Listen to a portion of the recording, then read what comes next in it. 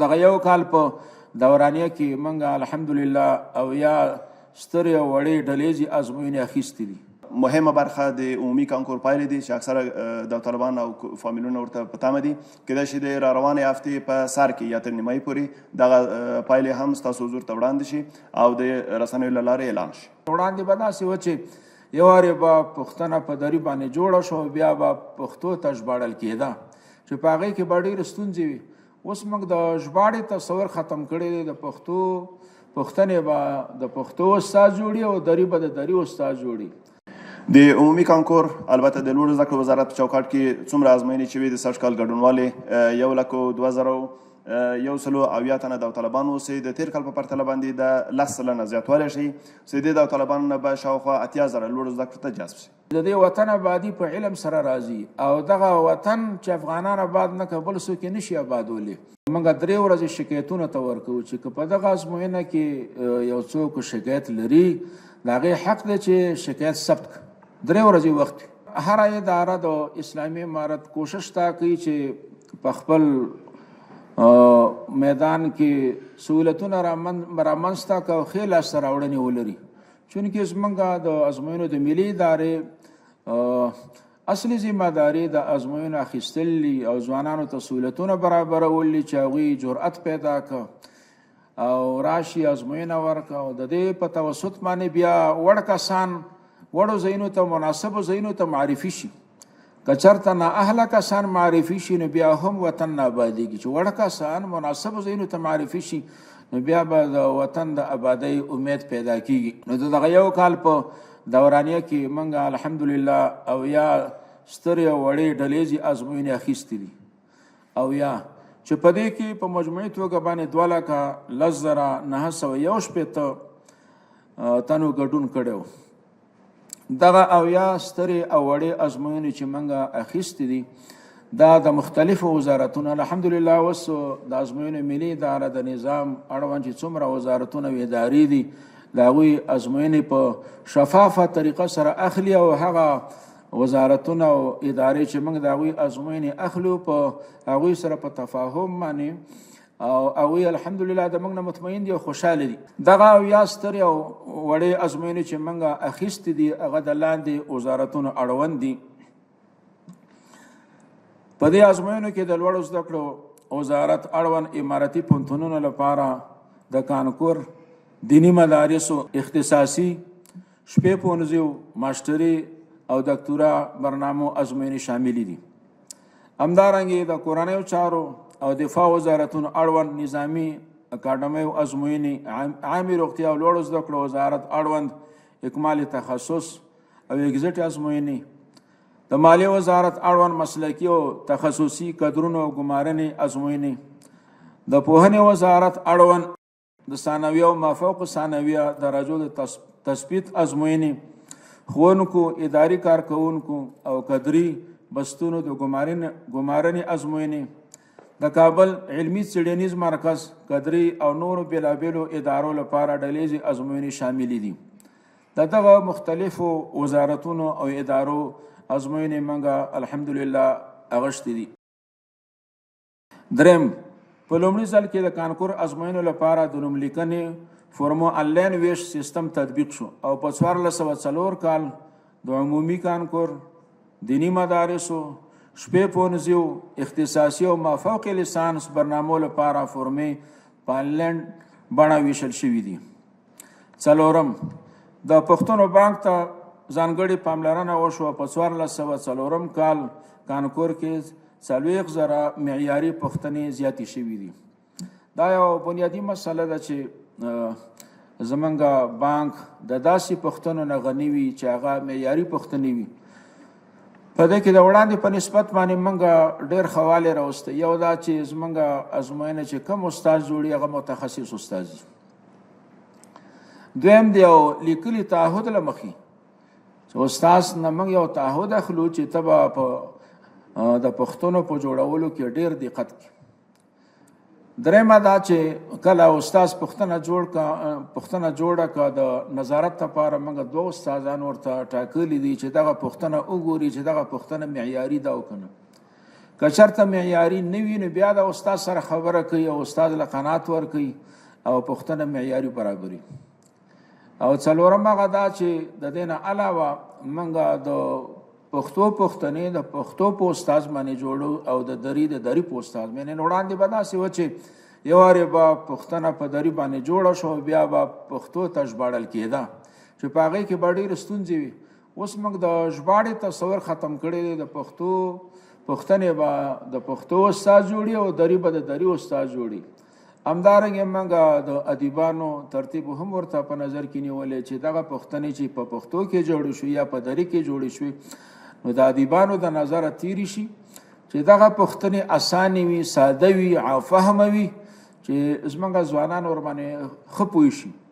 تاسو د دې شاهدان یاستئ چې تقریبا دا دریم کانکور دی چې زموږ په سرپرستۍ کې اخیستی شي. په دې ازموینو کې الحمدلله د طالبانو له خوا نه دغه ستونزه مخې ته نه ده راغلې چې موږ په پښتون باندې نه پوهېږو، په دې کې اشکال دی، په دې کې مثلا پریشانیان نه دي. نه، ډېرې واضح او ساده او اسانې پوښتنې.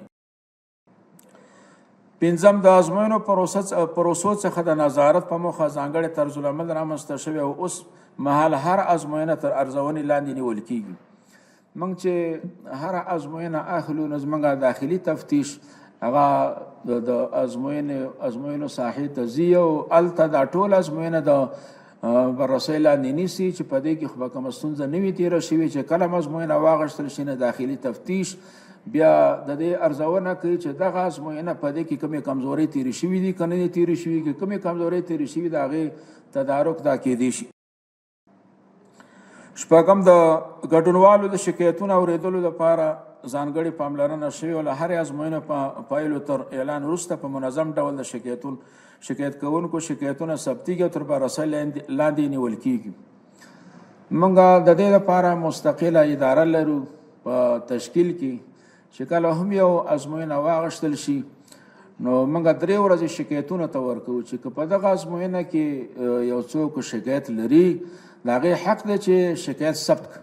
3 ورځې وخت چې کله شکایتونه ثبت شي نو په هغې باندې بیا یو کمیټي غور کوي چې کوم شکایتونه په حق باندې وي د هغې د کمیټۍ له خوا نه د هغې حل راوځي او حقدار ته حق ورکولی شي.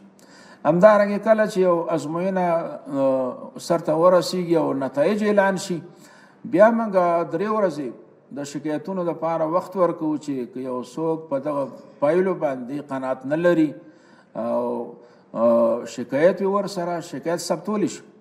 د 3 ورځې نه بعد هغه اداره ټول شکایتونه راخلي او د یو کمیټۍ مخې ته ږدي. کمیټۍ ورباندې غور کوي، هغه شکایتونه بررسي کېږي. که چېرته په دې شکایتونو کې داسې یو شکایت وي چې هغه په حق باندې وي نو په دې صورت کې حقدار ته حق ورکولی شي او د یو چا حق ضایع کېږي نه. اووم، د ډلهییزو ازموینو کمیټه کې د هرې ازموینې لپاره د پښتنو جلا بانکونه برابر شوي، اکمال تخصص، اگزیټ، دینی مدارس، فوق لیسانس برنامې د دې هرې برخې لپاره جدا جدا پوښتنې تیارې شوي دي چې دا سهولت پیدا کوي د ازموینو په وخت کې. اتم، د ازموینو ملي ادارې په تشکیل کې پراخوالي ته پاملرنه شوې. په لومړي ځل د هېواد په 7 زونونو هرات، کندهار، بلخ، کندوز، پکتیا، بامیان او ننګرهار کې د ازموینو ملي ادارې زوني واحدونه رامنځته شوي.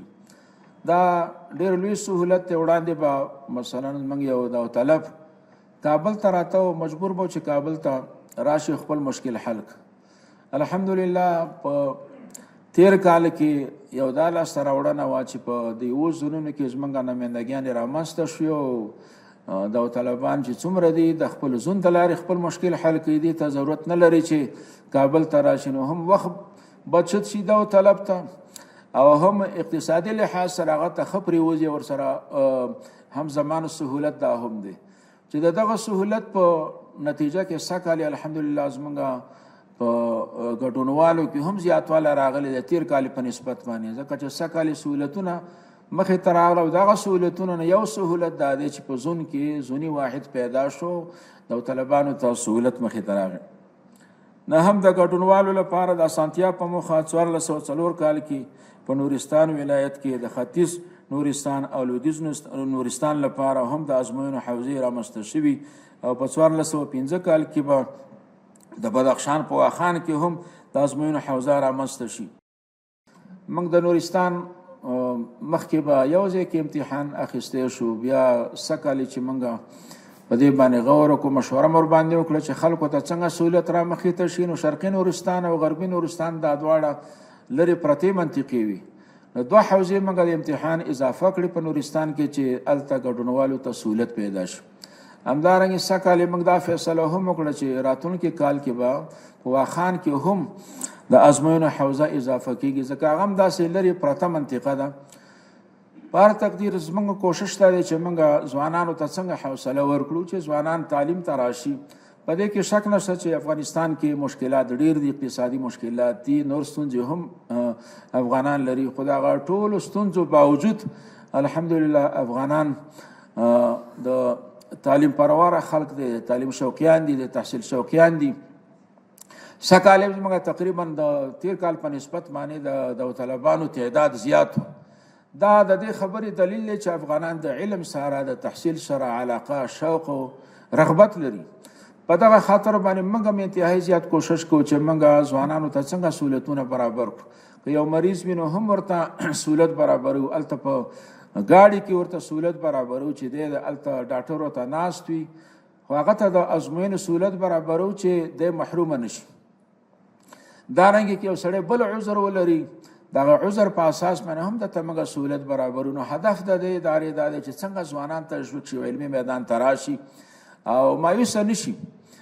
وړاندې به چې کوم پریشانۍ وي د کانکور په ازموینه کې په ځانګړې توګه باندې تاسو د دې شاهدان یاستئ چې الحمدلله هغه پریشانۍ نشته. اوس زموږ ځوانان مطمئن دي، د ځوانانو والدین مطمئن دي، او زموږ هم نهایي کوشش دا وي چې هر کال موږ داسې سهولتونه پیدا کړو چې ځوانان نور تشویق شي، د ځوانانو والدین حوصله واخلي او علم طرف ته توجه وکړه. که چېرته ځوانان علم طرف ته توجه وکړه او والدینو سره کومک شي او بیا د ازموینې اداره ورته سهولتونه برابر کړي، نو د دې امید شته چې د افغانستان ځوان نسل به په لنډ وخت کې به دغه افغانستان آباد هم کا، د نورو هیوادونو سره به همسیالو هم وګرځي او د خلکو د احتیاج نه به خلاص کړي. او په دې باندې موږ پوهیږو چې د دې وطن آبادي په علم سره راځي، او دغه وطن چې افغانان آباد نه کړي بل څوک یې نشي آبادولی، او دغه وطن که آبادیږي همدغه زموږ ځوانان به آبادي. دا زموږ آینده ده، آینده ده د افغانستان، آینده د دغه ځوانانو په لاس کې ده. نو زموږ شپې او ورځې دغه کوشش وي چې موږ د ازموینو په ډګر کې څنګه ځوانانو ته داسې سهولتونه برابر کړو چې ډېر په آرام، خوشدلۍ، حوصلې او رغبت سره ازموینه ورکړه او خوشحاله وي. اداره ملی امتحانات کوشش به این داره همیشه که تهیه لوایح، مقررات و اسناد مقررنه تخصصی را داشته باشه تا از ایجاد مشکلات در عرضه خدمات جلوگیری شود. د ازموینې ملي اداره د اړوندو ادارو سره چې کله کار کوي هغو سره په تفاهم او همغږۍ باندې مخ ته ځي، نو د هغو د خواهشاتو، ضروریاتو او مشروع خواهشاتو په بنا باندې موږ غواړو چې همیشه د ادارو سره همکار اوسو ترڅو ملت ته ښه خدمات ارائه کړو. نو په دې خاطر باندې د بېلابېلو ادارو د غوښتنې سره سم موږ غټ تغییر چې تیر کال کې راوستی دی په بانک کې، ستاسو په ډېر نږدې وخت کې د اپلای کولو یا د هغه د ارائه کولو شاهدان واست، هغه د بېلابېل ډولونو پوښتنې دغه د بانکونه دي. ازموینې ملي ادارې تر اوسه یوازې چارجوابه پوښتنو باندې ارزونه کوله، چې په دې کې تر اوسه هم داسې کومه ستونزه نه ده رامخته شوې چې څوک شکایت ولري. خو بیا هم ځینې ادارې دي چې د هغوی داوطلبانو ته په کتو سره، د هغوی ضروریاتو په کتو سره یوازې چارجوابه پوښتنې هغو ته بسنه نه کوي. نو په دې خاطر ازموینې ملي ادارې کوشش کړی تر څو د چارجوابه پوښتنو ترڅنګ نور ډول تشریحي، خانهخالي او دې پوښتنو باندې کار وکړي او د اداراتو د غوښتنې سره سم دا په ازموینه کې ځای په ځای کړي. د ازموینې ملي اداره په تیر یو کال کې د ځوانونو فعالیت په کتو سره د هیواد د وګړو د خوښۍ څرګندونو په اساس باندې دا هوډ لري چې خپل ځوانونه دغه کې پیاوړي کړي تر څو وکولی شي کم خدمات چې په مرکز کې موږ هیوادوالو ته راکولی سو عین خدمات په مشابه ډول باندې بدون د کوم ستونزې هغه موږ وکړو په ځوانونو کې او بالاخره همداسې په ولایاتو کې د خدمات ارائه شي.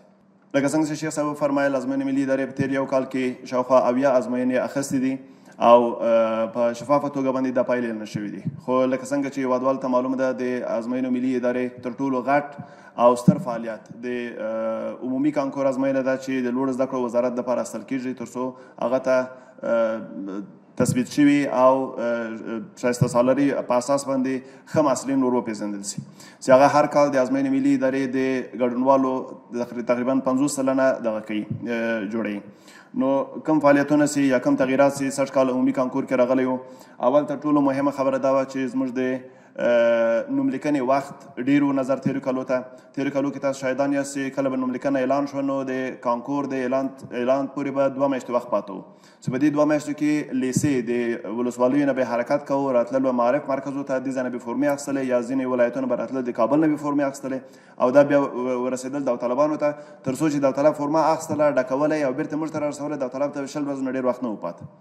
نو سږ کال د زونونو په مرسته باندې او همچنان د آنلاین پروسې په مرسته باندې موږ وکولی شو چې د ازموینې د لومړي دور ازموینې د اعلان څخه 3 میاشتې مخکې موږ د شپې اعلان وکړئ. سبا نه کانکور ازموینې لپاره نوملیکنه شروع ده. داوطلب کولی شوی چې سبا خپل موبایل، خپل کمپیوټر یا حتی که چېرته امکانات ونه لري نږدې دکان یا انټرنیټ کیفې ته لاړ شي، هغه ځای نه فورم ډاونلوډ کړي او مکمل پروسیجر په تسلي سره 3 میاشتې موږ د امتحان نه مخکې دا پروسه شروع کړې او دا ثبت نام د آخري امتحان تر ورځې پورې هم دا پروسه جریان درلوده چې په مجموع کې موږ داوطلبانو ته حد اکثر 4 میاشتې وخت د نوملیکنې ورکړی و. د افغانستان د مشکلاتو ته په کتو سره اکثره ولایتو کې موږ ټکنالوژي ته لاسرسي نه لرو. نو په دې خاطر باندې د زونونو په مرسته باندې موږ وکولی شوی کومو لیسو حتی لیسو سره موږ په تماس کې وو، د معارف لیسو سره، معارف امریتونو سره، معارف مدیریتونو سره، هر چا خپله ستونزه ځون ته راوړې زموږ فورمه نه شو ډاونلوډولی یا زموږ داوطلب دې کې ستونزه لري موږ فزیکي فورمې هم چاپ کړي دي او داوطلب په اختیار کې هم ورکړي دي. بل غټ تغییر چې په عمومي کانکور کې و لکه څنګه چې شیخ صاحب وفرمایل سږ کال د ازموینې د کانکور ازموینه په 40 حوزو کې واخیستل شوه چې کال ته به دا پلان انشاءالله 41 حوزو کې د بدخشان په شمول باندې اضافه شي. همدارنګه کوم داوطلبان چې ونه شوی کولی د ولایت په امتحان کې حاضر شي یا مرکز کې په خپل عمومي امتحان کې حاضر شي، هغو ته موږ سهولت د زون په مرسته باندې ایجاد کړی و. یو داوطلب کولی شوی چې زون ته مراجعه وکړي او موږ ته له سره ثبت نام وکړي تر څو موږ وکولی شو دا داوطلب څخه بیا ځلې په همدې کال کې امتحان واخلو. چې دا دې لامل شو چې موږ شاوخوا 3000 داوطلبان چې دوی ونه کولی شوی چې خپل امتحان ته حاضر شي د بېلابېلو ستونزو په اساس باندې هغه موږ متفرقه ازموینه کې د غیر حاضرو په جمع کې تنظیم کړو. د ګډونوالو د شهرت د ستونزو اکثره ګډونوال چې د فورمه آنلاین وه او دا ستونزو ته په کتو سره کېدای شي داوطلبان نابلدي ورسره وکړي. موږ د هر دور د ازموینې شهرت په آنلاین بڼه باندې اعلان کړی دی. معارف ریاستونو سره هم شریک کړی دی. کوم ټیمونه چې بایومټریک دپاره هلته تللي د هغو په لاس هم لېږلي دي تر څو داوطلبان وکولی شي د ازموینې څخه مخکې په ارام مغزو باندې خپل مشکلات او ستونزې حل کړي او امتحان ته په ارام مغزو باندې اشتراک وکړي. د عمومي کانکور البته د لوړو زده کړو وزارت په چوکاټ کې څومره ازموینې چې وي د سږ کال ګډونوالې 1,02,180 تنه داوطلبان اوسئ. د تېر کال په پرتله باندې د 10 سلنه زیاتوالی شي چې دې داوطلبانو نه به شاوخوا 80,000 لوړو زده کړو ته جذب شي. تېر کال کې د 80 ازموینو په اخیستلو د 80 ازموینو لپاره زموږ د انسجام ریاست لخوا تقریبا 2.5 لکه فورمې ویشل شوي دي چې دې 2.5 لکه فورمې د راټولولو وروسته په سیسټم کې ټول ثبت شوي دي، مشکلات مخکې له مخکې حل شوي دي او دا داوطلبان ټول د تخنیکي ریاست لخوا هر یو بایومټریک شوي دي. مخکې له مخکې د اسنادو له مخې د البته اصلي اسنادو له مخې پېژندل شوي دي، شناسایي شوې ده تر څو د امتحان صحنه کې د جهل نه مخنیوی وشي او همدارنګه د ازموینې په ورځ باندې بیرته دوی کوم اسناد باندې معرفي شوي وو په هغه اسنادو په اساس باندې دوی بیرته بیا چک شوي دي تر څو د عوضي کسانو د ګډون څخه مخنیوی وشي. لکه څنګه چې ازموینې ملي اداره الکتروني کولو ته ژمن دی او غواړي چې همیشه خپل فعالیتونه څومره چې تخنیکي دی څومره چې تخنیکي ادارې په حیث باندې پېژندل کېږي تر هغه لا زیات یعنې د توقع څخه زیات کوشش دا دی چې دا زموږ کارونه نور هم تخنیکي وي تر څو سهولتونه ډېر ایجاد شي. نو په دې راسته کې ازموینې ملي ادارې د تېر کال د ثبت نام فورمو چې د داوطلبانو ډیټا زموږ په کار وي د ثبت نام د فورمونو سکن شروع کړی دی چې په تېر کال کې د تېرو کلونو شاوخوا 3 لکه فورمې سکن شوي دي او الکترونیکي آرشیف ته تسلیم شوي دي. ازموینې ملي ادارې د تخنیکي برخه کې همیشه چون موږ وینو چې موبایل اوس د هر چا په جیب کې دی نو موږ تقریبا بېلابېلو برخو کې اپلیکیشنونه جوړ کړي دي چې هغه ته هغه نه داوطلبان او همدارنګه زموږ داخلي کارکوونکي کولی شي په اسانۍ سره استفاده وکړي. د ازموینې ملي ادارې څومره اسناد چې دي هغه د ځوابپاڼې ده، هغه بروشرې دي، هغه د کارتونو چاپ دی او همدارنګه کودرشتي دي. دا ټول د ازموینې ملي ادارې په داخلي مطبع کې، یعنې د څومره د طالبان څخه زیات کړل د ټول لپاره دا اسناد د ازموینې ملي ادارې په داخلي مطبع کې چاپ شوي دي. او همدارنګه د ازموینې ملي اداره لکه څنګه چې تخنیکي اداره ده او نظر نورو ادارو ته موږ ضرورت دې ته لرو چې طالبانو ته باید ډېر وضاحت او واضح وضاحت ورکړل شي چې په دې برخه کې ازموینې ملي ادارې نشرات او امریت د کوشش کړی دی چې همیشه اطلاعیې په واضح توګه په وخت سره دا نشر کړي او دو ترڅنګ د ازموینې ملي ادارې کوم سوشل میډیا فایلونه دغسې دي پاڼې چې دي که هغه فیسبوک دی، ټویټر دی، واټساپ دی او همدارنګه ټلګرام دی، په دې ټولو باندې د طالبانو پوښتنو ته په وخت باندې جواب ورکړي دي تر څو د طالبان دې ته اړ نه شي چې یو ولایت نه حرکت وکړي یا زون ته راشي یا مرکز ته راشي. نو تقریبا شاوخوا 50,000 پوښتنې تېر کال کې راغلي دي، هغه د نشراتو او امریت لخوا په وخت سره جواب شوي دي او د طالبانو ستونزو ته هرکلی شوی. د ازموینې ملي اداره یو مصروفه اداره ده او شپه ورځ کارکوونکي کار کوي. یعنې دا د خوشحالۍ ځای دی چې ما د یو کارمند نه تر اوسه دا نه دی اورېدلي او کېدای شي مقام به هم نه یې اورېدلی چې ما 4 بجې رسمیت خلاص دی نو دا کار سبا ته پرېږدم. نه، ازموینې ملي اداره که شپه ده که ورځ ده چې کله کار تر څو نه وي خلاص شوی رسمیت د کار تر پایه پورې دی. نو همدارنګه ازموینې ملي اداره کوم روانې کارونه چې تر لاس لاندې لري ستاسو به نږدې راتلونکي کې د هغه شاهدان واست. او مهمه برخه د عمومي کانکور پایلې دي چې اکثره د طالبان او فامیلونه ورته په تمه دي. کېدای شي د راروانې هفتې په سر کې یا تر نیمایي پورې دغه پایلې هم ستاسو حضور ته وړاندې شي او د رسنیو له لارې اعلان شي. د عمومي کانکور وروسته کوم مهمه ازموینه چې ده چې د هېواد د وګړو په ژوند کې ډېر رول لري هغه د ډاکټر صاحبانو ازموینې دي چې په دې برخه کې موږ د ټرینرۍ تخصص ازموینه د اکمال تخصص سره تر لاس لاندې لرو او همدارنګه د اگزیټ ازموینه را روان ده. کېدای شي را روانه 1 تر 2 میاشتې پورې دا امتحان واخیستل شي. را روانه هفته کې موږ د کیور روغتون لپاره د عامه روغتیا وزارت په چوکاټ کې اکمال تخصص ازموینه ده چې تقریبا شاوخوا 1200 د طالبان په دې کې ثبت نام کړی دی. او همدارنګه بله ستره ازموینه چې د لوړو زده کړو وزارت په چوکاټ کې ده د فوق لیسانس د ماستري او دکتورا ازموینې دي چې هم را روان 1 میاشت کې پلان اعلان شي او را روان 1 میاشت کې واخیستل شي. او دې ترڅنګ د دیني علماء کرامو تثبیت سوي ازموینې دي چې په 4 ولایتو کې به را روانه میاشت کې ترتیب شي او اعلان به شي واخیستل شي. د وزارت دفاع په چوکاټ کې د هوایي او هوایي مدافع پوهنتون د طالبان دي شاوخوا 3000 د طالبانو ثبت نام ورته کړی دی. هغه پوهنتون ته د شمولیت امتحان دی چې دا به هم را روانې 2 هفتو کې اعلان شي او واخیستل شي. مننه.